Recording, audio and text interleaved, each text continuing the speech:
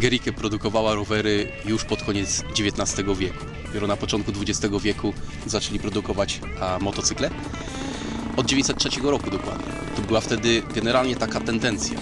Widać już było, że dobrobyt zaczyna pomagać ludziom w tym, żeby jeździć nie rowerem, tylko motocyklem.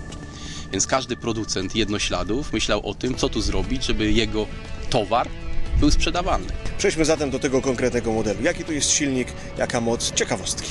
Niecałe 200 cm3 pojemność, ale wyciśnięto z tego 6 koni mechanicznych mocy.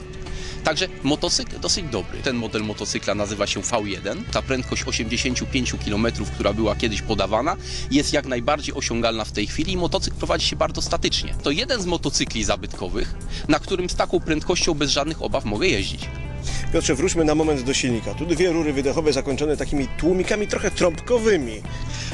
Czasami ważniejsza dla konstruktorów, również w sprawach marketingowych, jest sprawa tego soundu, który słychać podczas pracy, niż generalnie sama funkcja, która dzisiaj jest tak dla nas istotna, czyli tłumienia. Tutaj zachował się oryginalny tłumik. Praktycznie rzecz biorąc, to nie jest może tyle tłumik, ile rozpraszacz dźwięku. Bo jak spojrzycie na te tłumiki, one na samym końcu, zakończeniem rury jest gruszka. Ta gruszka w środku jest pusta, ale efekt tego powoduje ciekawe zdudnianie tego silnika.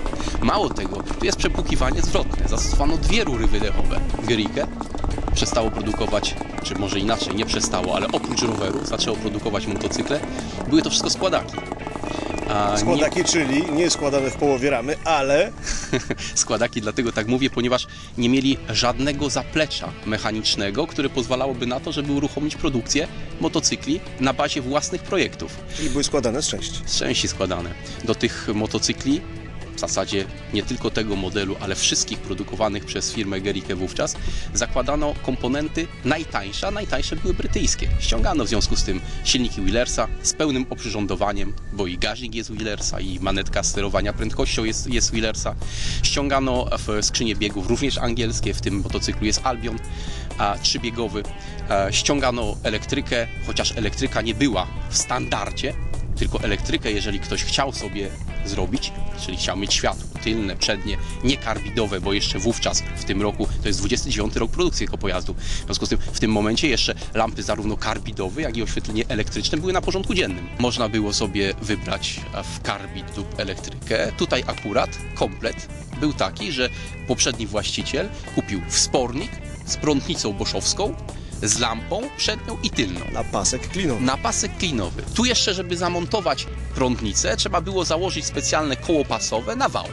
I tutaj jest w obudowie wyraźnie zaznaczone miejsce na prowadzenie paska napędowego prądnicy. Piotrze, widzę tutaj chyba największy, jaki kiedykolwiek spotkałem, regulator aparatu zapłonowego. Faktycznie tak. Tutaj trzeba chwycić dźwignię i przekręcić całą obudowę. Całą obudowę. Praktycznie nie ma tu jakiegoś ograniczenia. Gdybyśmy dobrze pociągnęli, to można obrócić pewnie o 180 stopni. Do czego to było ważne? Tak naprawdę paliwo, które wówczas funkcjonowało na rynku, było bardzo różne. Nie można powiedzieć, że była liczba oktanowa i wiadomo było, że mam 98 albo 94. Co się znalazło? Co gdzie było? Kupowało się paliwo na przykład w aptekach. Praca silnika w zależności od właściwości opałowych tego paliwa, a w zasadzie od tego parametru stukowego, bardzo zależała. Trzeba było sobie to ustawić. I praktycznie rzecz biorąc, to nie jest to, że podczas jazdy non-stop musieliśmy regulować. Pewnie, że na zimnym trzeba odrobinę opuścić, ale kwestia jest taka, że jeżeli już ustawiliśmy to dla danego paliwa, to trzeba było tak trzymać. I to już nie trzeba było dodatkowo się zastanawiać tam pod górkę, czy z dół, czy z górki, że coś regulować. Nie. Raz się ustawiało do danego paliwa i motocykl był w pełni funkcjonalny. Ten motocykl był praktycznie przeznaczony dla bardzo szerokiego spektrum odbiorców. One były tanie.